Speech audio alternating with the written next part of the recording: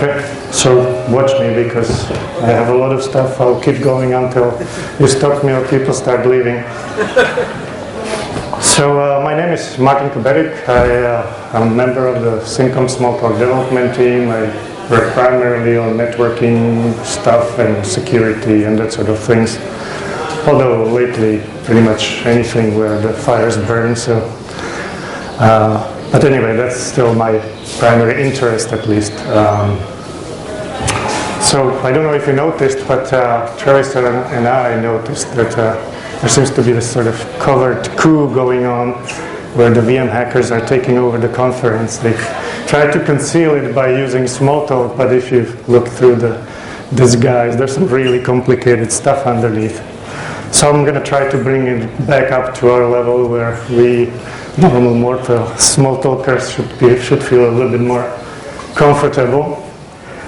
Should be pretty smooth. I'll take it easy. There are some more complicated parts later on, but we probably won't get there, so don't worry. So I want to talk about Xtreams. What is Xtreams? It's shortly said is a different attempt to how to implement streams for Smalltalk. I should acknowledge my partner in crime, Michael Lucas Smith. He's certainly at least a half of this project.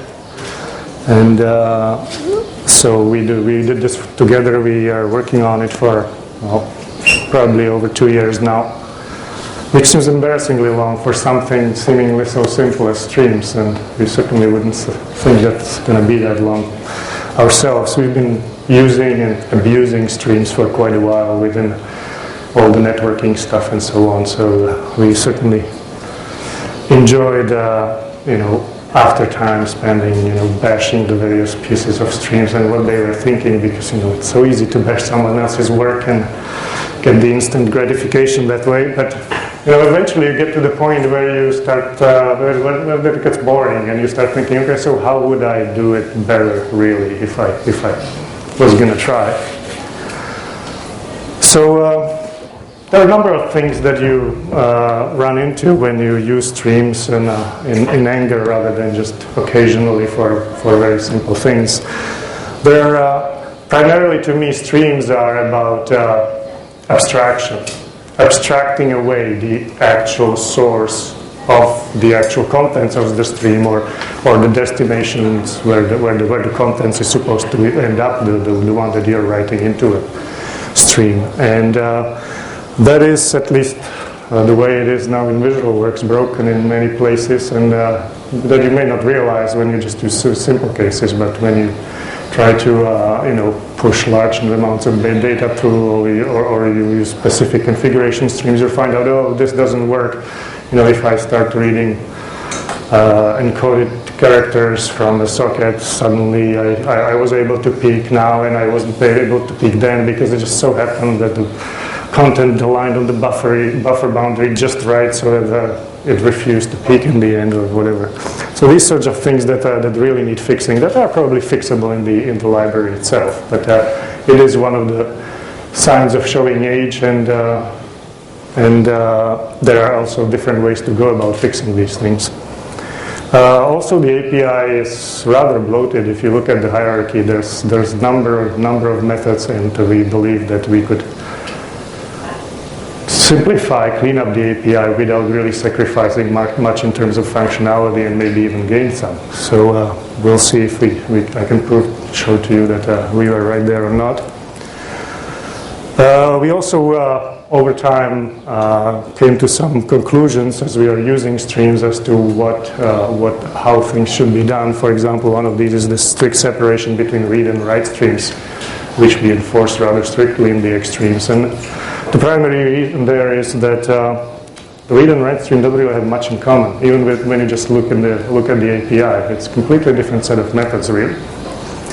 So the marriage is sort of forced in most cases. There are some cases where it makes sense for like file streams, where really the read and write are sort of connected. The position is connected with the file descriptor and that sort of thing. But in most cases, they really aren't. Those are two separate pipes, for example, with a socket. They have nothing in common together.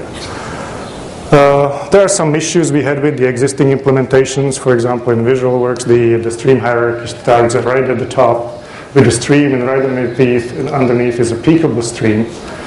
And picking, if you look at the implementation, is actually implemented in terms of positioning. So right out there, you discount a large family of streams which just don't have position. You can't really position them at all. And one example is, what about infinite streams? What is the position of an infinite stream at any of its place, right? And you also, while basically all streams are supposed to be positionable, as you start using them, you find out that, yeah, not always, not in all cases, sometimes yes, sometimes no. So that's just also not very good. And our serious concern was scalability, because we are networking protocol guys, so we are concerned about pushing megabytes of data through a socket and that sort of stuff. So we want this to fly. There's really no reason for Smalltalk stream to be slower than a C equivalent, because it's really just pushing chunks of memory back and forth, and that shouldn't be slow. And we also had some ideas that we wanted to experiment with, like something I call here transformations and stacking. So to illustrate a little bit what that is about is, Smalltalkers really like to brag about their collections, right? Because you have all these wonderful things, select, reject, whatever. You can do all kinds of transformations with them, and they are very convenient. So if you take a collection of numbers from 1 to 100, you select all that are odd, then you square all what's left, and then you reject everything that's bigger than 1,000, and you get a few numbers. And that's very convenient and nice. But you run into limits pretty quickly if you add a few zeros at the end of that 100, and you do it a few times, it starts to get slow. And there really is no reason why you couldn't do that with a stream, right? It just probably looks slightly different, but roughly the same thing. And that can work just fine. And what's good about it, that if I decide to do it like this, that works just fine too. No problem, right? So the added benefit there is that I don't really have to expend the effort to convert the entire potential collection if I'm really going to look only at the first 50 of them anyway in the end, right? And with the stream approach, we can really delay all that until you actually really need to get that far and start to perform these things sort of in a sort of lazy way. So there are some real benefits to actually being able to do the same sort of stuff with stream as well. So this is the kind of things we also wanted to experiment with, and that was one of the driving motivations here. So this is, I would spend a little bit more time here on this example to show you. So this, as you probably noticed, is actually using that stuff on stream. We try to keep the API slightly similar so that people are fairly familiar with these things. So you see, instead of select, you say selecting. And we do that because, for one, it is slightly different, right? With select, we actually do have select on a stream as well, which does exactly the same thing as with collection. It just processes the whole stream at once. But here we want to emphasize that this is sort of something that's going to be happening gradually. So that's why we use the progressive form there. And so we started with the selecting, collecting, and whatever, and we wanted to keep that theme to sort of show and emphasize in the code that here are stacks of streams being built, so that it's clear when you look at the code. And that's why we also made other changes in the API that may not seem all that obvious at first, but you notice you create the stream of the 100 numbers by sending it reading, right? Which means we are creating a readable stream, just plain readable stream over this collection that we are sending it to. So generally it's basically equivalent to a read stream method in Xtreams, but in Xtreams we call it reading. So as a quick crash course to the basic terminology there, the collection, the interval from 1 to 100, we would call a terminal in the Xtreams terminology. So whenever you see in the documentation, which by the way is there, when we talk about terminal, that's what we mean, the ultimate source or the ultimate destinations of the contents of the stream. And then on top of that, you are layering streams 1, 2, 20, whatever, how many you need that do some sort of a job. So there are many types of terminals that you can use. It can be a collection, can be a socket, can be a file, and I'll show you a bunch of more interesting examples as well. But everything that you expect to be able to stream over should be possible to treat as a terminal. As I said, we strictly separate read and write stream, and the APIs are different. So read stream has its source, and we didn't stick with the traditional next put because we are changing a lot of the API anyway. And if you look at the chart later, there are some selectors which aren't really all that. Some are really actually hard to even remember, like especially on the write stream, the 3 argument ones. I suspect not that very many will be able to remember it off the top of their head. So we try to sort of optimize and then play with the different possibilities at the API level as well. One change that is different is we have 2 types of the read. We have get for single element and read for collections, for collection type arguments, right? So if you want to read several elements, it's read, and if you want to go get element by element, it's get. And on the write stream is similar, it's put or write. Put means single element, whatever variation of write means we are dealing with collections of things. And then the final term that is important is something we call transforms, which means streams whose sources or destinations are other streams, not some sort of different non-stream thing, right? So any layer, basically, generally its purpose is to perform some sort of transformation on the content that's flowing through it, right? And there are now very many types of possible transformations, the ones that we've seen earlier in the example, similar to the collection style. Many specialized, commonly used transformations like character encoding, compression, marshalling, whatever. There can be many different things you may want to do in a particular transforms. Substreams, something we call substreams is that if you have a large stream, often you want to treat just parts of it as a stream of its own. So it's sort of a virtual substream within some bigger stream. And you may want to basically slice it up into a number of little substreams and treat each part as a stream of its own. And similarly, maybe you have three separate streams and you want to treat them as one. So that's something we call slicing and stitching streams together. Let's go a little bit more to the detail. This is just a brief summary of the basic API. And interestingly, there isn't much more API on the Xtreams side. There's quite a few more methods on the classic Xtreams side related to either up to end, up to all, skip through, skip up to, whatever. Large number of combinations of things which aren't present on the Xtreams at all. Instead, we try to solve this by composing different by composing several layers to achieve the same effect. So, for example, if you wanted to go up to character CR, you would set up a substream on top of the stream that ends at character CR, and then you read whatever is in the stream. And you achieve the same effect without the cost of exploding the API. And the advantage is you can go further than, you can only go so far with the API extensions because the explosion can be exponential, right? Whereas with the composition, you really don't pay the cost of complicating the mental model, right? And you get all the combinations that you can possibly want that way too.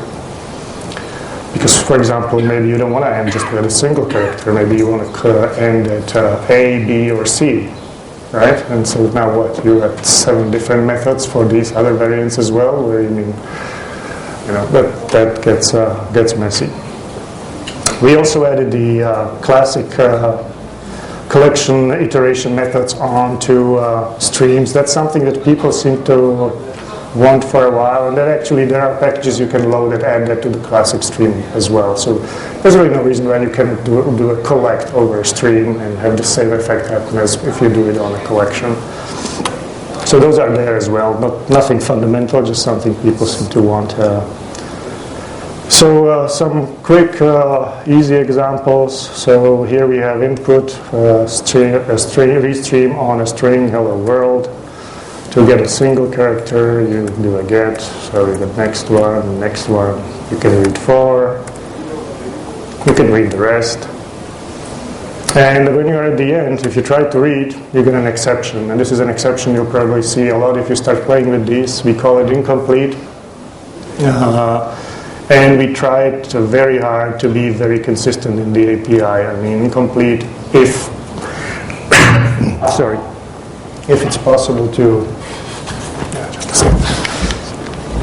if it is possible to sensibly talk about the count of elements that were actually processed, then the exception will have count parameter set to that count. So if you try to read 50 elements from the stream and it only had 3, the count is going to be 3.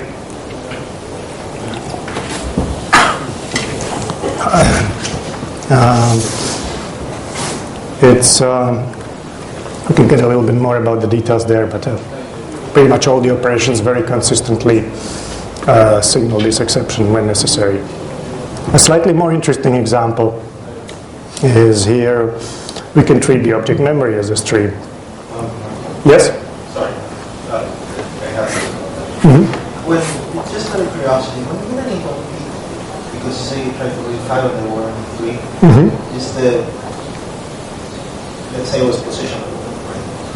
Does the position advance 3 and stop at the end? Yes. Okay. Yes, it will read whatever is there, stop there, and let you know, sorry, I didn't read what you told me, but I read these 3, and actually, if you read in, let's say, into a collection at a position, it will actually read the exception also gives you.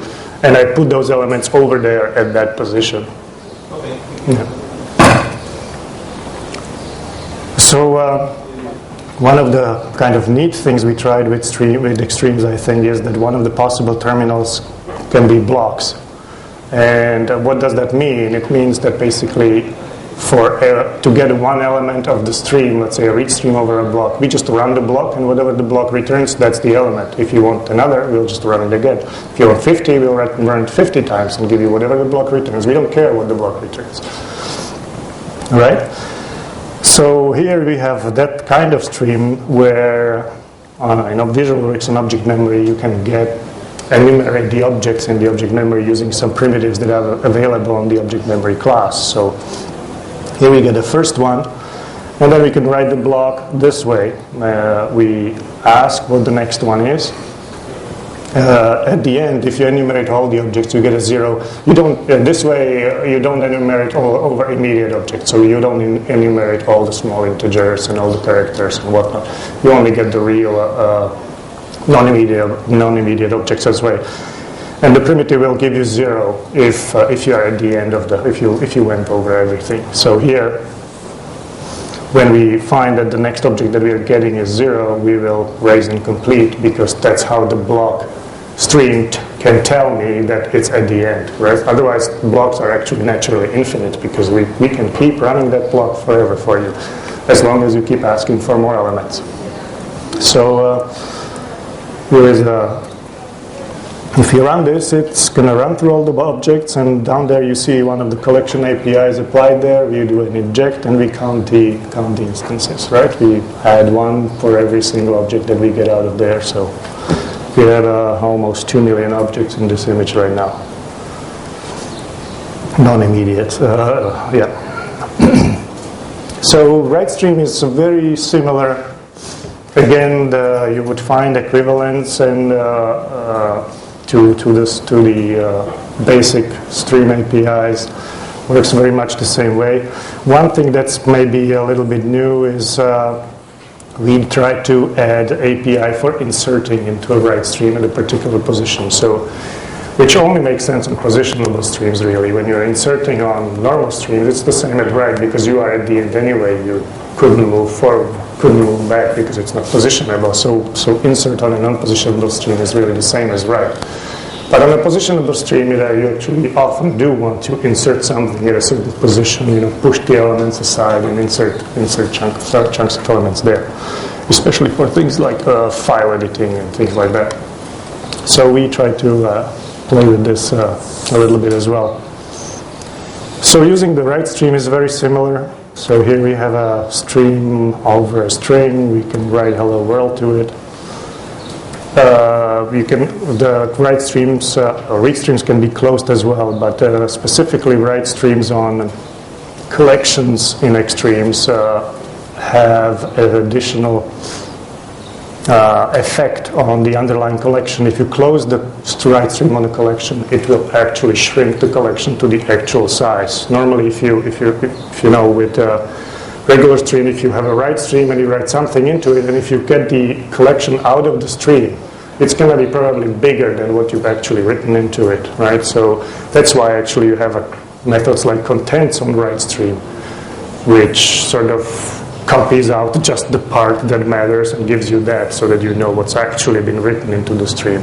But having contents on write stream is not really a very sensible operation. It's a read operation on the write stream, really, right? So and that's why it doesn't really work very well on anything really other than a collection stream, even though it's implemented theoretically on those. So that's another inconsistency that we didn't like. So for us, this was a way to sort of get around having to provide contents on the write stream. So instead, what you do with Xtreams, you close the stream, and then you ask for the terminal. And that the method terminal really means whatever is in the stack, just go through and give me what's in the bottom. That's all it does, right? So it really just gives you whatever is underneath. And in this case, it's the whatever you've written there, right? That's what the collection was. So this way we don't really need to implement contents for the purpose of getting contents out of collection streams, right? And it's also something that makes perfect sense on all the other streams. It doesn't do anything special. If you close a file, they'll just close a file, and if you ask for terminal, they'll give you the accessor to the file, and that's it. Right? So it's still the API. It makes internal sense in this sense. It's not something that... It's not the kind of API which you need to know, okay, I can use this on this, but not on that, because it doesn't do anything sensible over there. Another interesting improvement that probably could be fixed with regular streams, but we really wanted to put in for the Xtreams is there's really no reason. The common problem is I have a read stream and I need to copy it over to another stream, and everyone has to write this little loop where, you know, while the read stream is not at the end, you know, read something in the bad case, you do it character by character, which sucks performance-wise, or you just allocate your own buffer and start copying chunks in and out to make it perform a little bit better, but still you have like 5 lines of code for something that should be a really trivial operation, like here. So here we have a write stream into a string, and we write 5 elements from hello world reading, which is a read stream, right? So we're going to write 5 elements and copy them straight from there. Yes? So normally we do some transformation in there as well, you know, yeah. in that block. So would you just substitute a block in there and put the reading around it? Can you do a block reading? What you don't have to work it up right now, but... Not sure what you mean by block reading. Well, if I wanted to do that transformation, such as filter on lines, you know, write all the lines that aren't empty. Yeah, well, you would just use write like that, actually. And that copies the entire stream. Right, but I want to filter out all the empty lines. Because a common that common loop is where you do next line, look at the next line, then you write the next line. If it wasn't empty, that's if you do it, then you would, basically, probably best is do the filtering here on the read side. So selecting. Yeah, you would do selecting. So you would do first you put a little layer in that's going to give you line by line. So that would do sort of the up to character CR for every, and then you would filter through empty lines and only copy over whatever the non-empty lines were. Yeah, so you would build up this sort of configuration for that sort of thing. The conclusion here is just a shortcut which is equivalent to close and terminal at once. I have to admit I don't think we really need it there, but Michael liked it and it doesn't hurt. So I just wanted to mention that there's also that. So that's roughly what the basic API is, and there's really not much more API there. The rest is really just composition, exactly the same kind of composition that Lucas talked about earlier, right? Where you're solving problems by composing different pieces of the solution together. And the API is really not that complicated. You don't have to remember if it was skip through all or it just skipped through because I wanted one element or whatever. So The other part of this is the terminals themselves. So the terminals that we support in Xtreams are obviously the collections, and here we have the simplest examples. The blocks I mentioned, interesting thing to notice is you can even write into blocks, and for that you need a single argument block, and all it does is it takes the element you wrote and it's going to run the block with it, and whatever the block does with it, we don't care. It just runs it with it, and if you give it another, it just runs the block with the other one, and it's going to keep doing it forever. Whatever the blocks doesn't really matter to Xtreams, right? Whatever you did in the block is your business. We can do files, sockets, pipes, buffers, and shared queues. Shared queues are the regular Smalltalk shared queues. Buffers are sort of an internal structure in Xtreams that we use a lot to actually implement a lot of the functionality. It's sort of like shared queue, just without the semaphore and with much more comfortable API. You can write into it and you can read from it, and sort of the pointers move with them. So whatever you read is sort of out of the buffer now, and whatever you wrote, and so you can. It's good for transferring stuff from one stream to another and that sort of stuff. So you can use it as a stream terminal as well, and it's often convenient. I can show you some examples later how we use them. So here are some more interesting examples. I'm not going to go through the more trivial terminals. Here we have infinite stream of all the Fibonacci numbers, right? So you set two variables, A, B, to the first values, and then here's the basic Fibonacci step, right, where you add the one and we output one of the elements. So if we assign that, here we have the block stream that generates the Fibonacci numbers. The plus 99 means step forward 99 elements, so this should give us the 100th Fibonacci number. Right, so this is an example of the block read stream. For a write stream, here I just wanted to show that I can do really anything in the block, and we don't really care. In this case, all this does is basically dump or displays the next 30 Fibonacci numbers on the stream. It just accesses the window and prints the stream there, whatever. It doesn't really matter, but we've written 30 Fibonacci, or copied even 30 numbers from the fib stream we built above straight into here, and stuff happened. So it didn't seem like a big deal when we added it, but we found out it's quite handy for a lot of these little quick, scripting almost kind of hacks that you often need to do. This is a pipe example. That one is rather obvious in VisualWorks. If you ask Unix pipe accessor to open a pair for you, that means it creates a Unix pipe and hands you the two ends.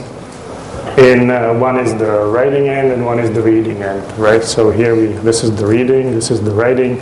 If you want to push something through the pipe, you set writing to the writing end, you write whatever you want there, then you can read it on the other end and you get it back. And of course you need to make sure you close the pipe at the end so that the system resources are deallocated, right? This just went through the operating system and came back up. For the socket accessors, it's the same. This just would be socket accessor here. This is of course not something, the open pair call isn't all that practical.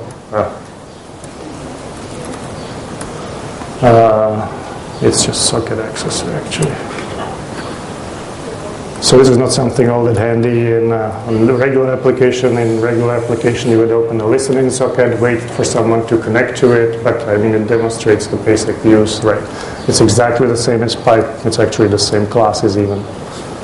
Standard out, standard in, the same thing. You can send writing to the standard out, and here's the hello on the standard out. Then you can read. So if I say T, I get these three letters are binary. If you want to get actual characters, you would have to put an encoding layer on top of it, which actually decodes the byte into a character. Yes? 5 minutes. 5 minutes, okay.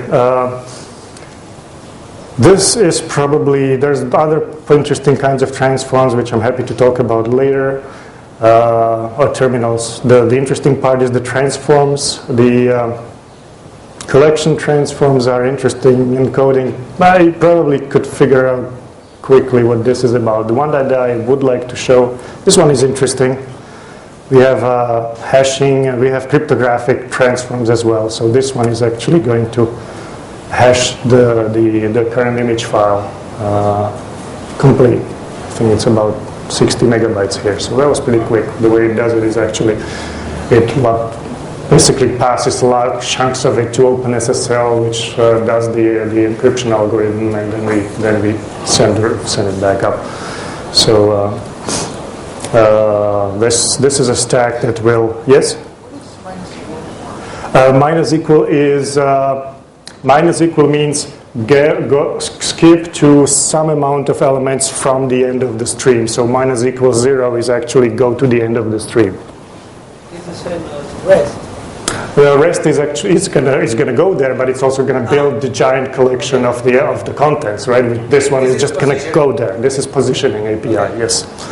So yeah, that's a big topic that I unfortunately won't get to. I want to show this as kind of an interesting example, because we also have this facility for just general transformation, because you have some prepackaged ones like collect, select, get you so far, but you cannot express transformation with those, which generally need to consume some number of elements and generate different number of elements. I mean, you can filter out things, but you cannot generate more things with collect and select. And so the way we figured this out is to provide this general transform, and I want to demonstrate it on this example of decoding Morse code. Right, so imagine you have Morse code coming in as these characters, dot, dot, dot, space, dash, dash, space, right? And you know it's Morse code and you want to decode it. So one way to decode Morse code is use this so-called Morse code decoding tree, where you basically start at the root and you start reading either dots or dashes. And if you hit dash, you go left, and if you hit dot, you go right. So if you take the last character here, it would be dash, dot, dot, dash, and it's X, right?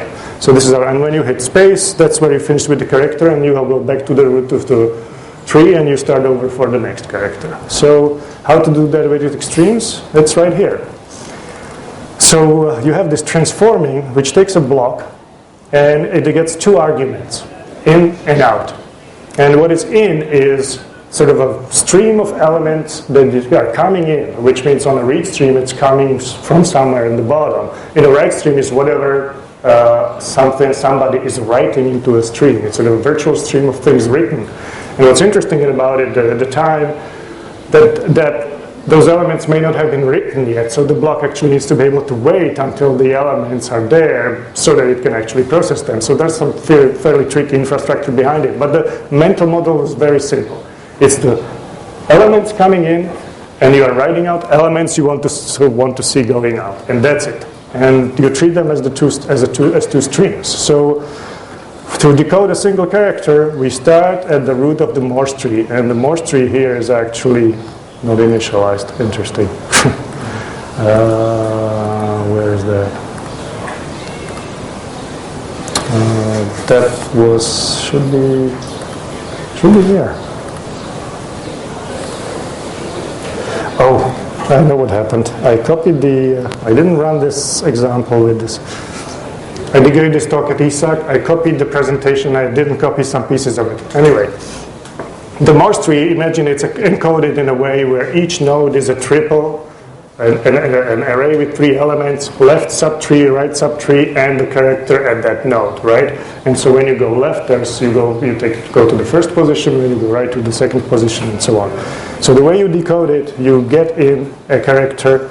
If the character is a space, then you're done. And whatever is at the current node, that's the character that it is. If it's not a space, then it's either a dot or dash. And if it's a dot, you go to the right subtree, and if it's a dash, you go to the left subtree.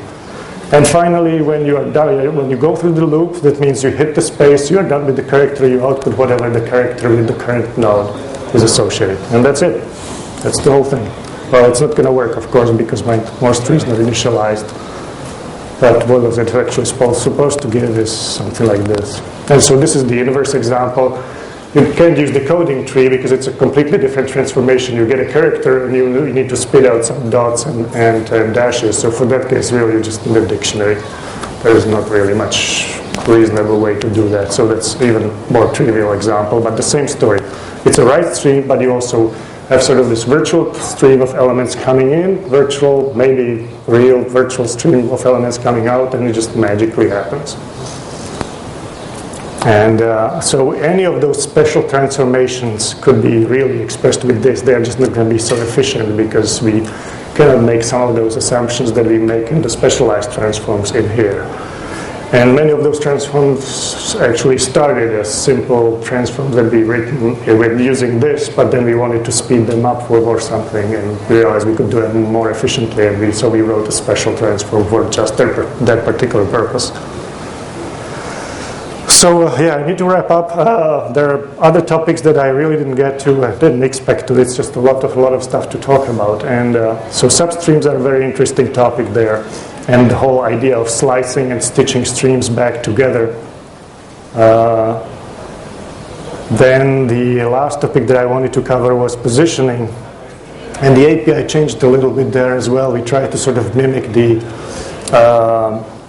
pointer incrementation kind of feel to it, so as you have in C or C++, and because I mean the selectors stand out nicely. So that's a rather complicated topic as well. The one thing that I wanted to mention is that I got fairly good response at ESAC in Barcelona, and there actually people already started porting it to Squeak. So I wanted to mention Nicolas Hellier ported pretty well most of the core stuff. I mean, yes? I wanted to ask you just about this. The license it's MIT. It's an MIT license, yeah. So we hope that people will like this, and maybe it can become something that people find worthwhile too. And do you need some kind of portability layer like Sport or Breeze, or it was not necessary yet?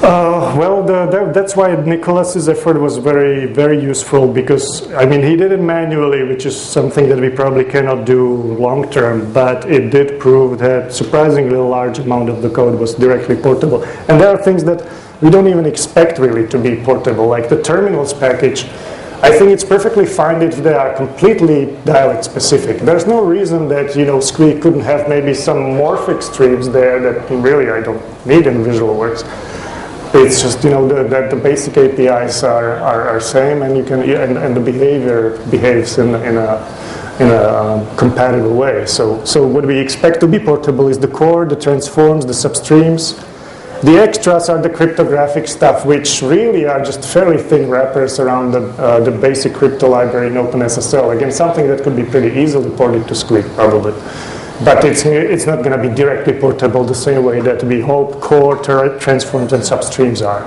The one issue that we ran into is the problem with the prefixes. I mean, in VisualWorks, we obviously use a namespace, so we have a class read stream and write stream, which is not going to fly in Squeak. So we need to really get together with Nicolas and decide how we're going to handle it. Maybe we will just prefix the classes in VisualWorks as well, because the way the API is structured, the real class names actually don't really matter. You don't really even see them other than when you inspect the stream stack. So the actual class names don't really matter that much in this case.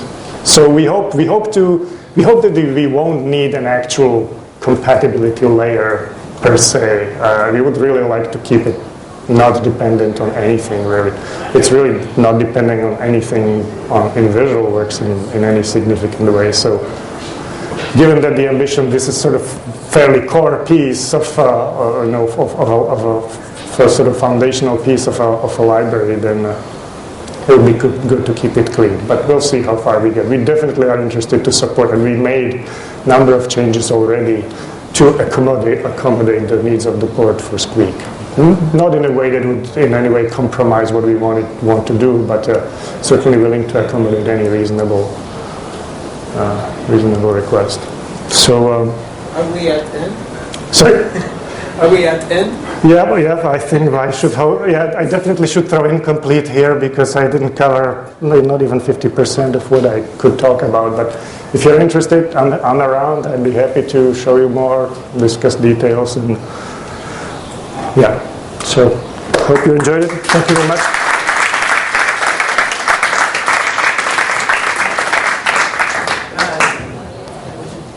Yep, okay. The idea is to replace the string on the string hierarchy, or to have both of them.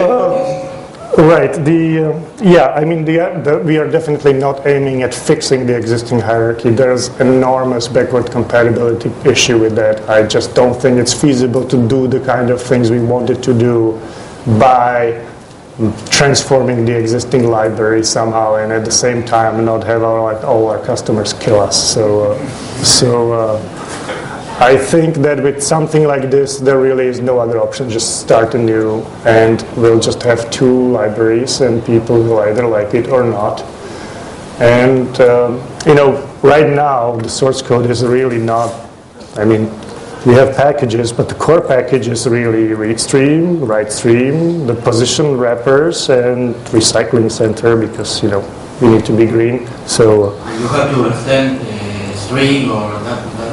Not really. I mean, for the Squeak port has actually, Squeak port has package called something like VW compatible, but there's very little there. And it wouldn't need to be really. It's just something we use naturally because we are used to how things are done in VisualWorks. If we see something, I mean, there are like little methods, maybe 10 methods total or something. Some of them are because of tests, because the way we wrote the test suite. And that's maybe something that I should point out as well. I mean, there's 1,030 tests in there, and they all pass.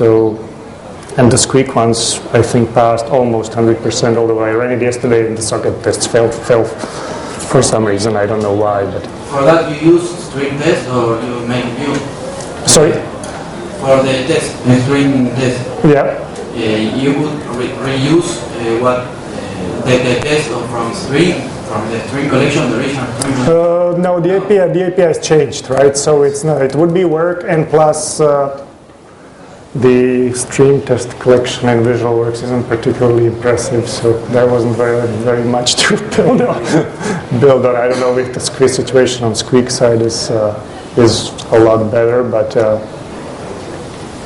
I mean, we also heavily use inheritance. There isn't actually 10,000 test methods written. There's maybe more like 180 or something, and a lot of it is just inherited into all different kinds of terminals, and so that's how the number jumps up to 1,030. So I don't think you can't really inherit much of the test suite also because of the changes in the behavior too. It's not just the API. So no, it's its own test suite, but again, runs almost 100% in Squeak as well. Yeah, it's not about Xtream. It's about what do you use to make the presentation? Just a little framework here I have. I've been giving these presentations using this for some years now. So I don't know if... Is it on the VisualWorks repository? Or? Yeah, it's out there. It's just it's not particular. I don't know if people will like it. I mean, I'm willing to suffer with it because I wrote it, so I deserve it. But it's. But I think it's a very cool idea, and we saw that with Squeak and... I mean, the primary motivating thing is being able to have the piece of code there, run it straight from the slide, so that you don't have to switch windows and all that. So that's certainly a nice thing about it, but you see it's ugly, and it's not going to get prettier, so, you have to pick your poison, I guess. We should require, next year we should require this kind of thing, this or Squeak or something. That's right. No PowerPoint or... Well, the problem is you said that somebody's going to come and want PDFs, so I am able to spit out some PDF of this, which is pretty ugly as well, to fit with the theme, but... well, we can change the requirement. Yep. But yeah. Why not? PowerPoint. Yeah. Well, last question. There were several tries of implementation of string. For example, I know about Nile in Squeak and Faro. And the truth is that they didn't really succeed. I mean, even if it was there in the image, it was not really used, or it was never really replaced to the original string, but only in a few portions. So my question, what does Xtream has, or what are the advantages, and what do you think why this time you can succeed with Xtream? I mean, of course there should be advantages of something you might make it happen.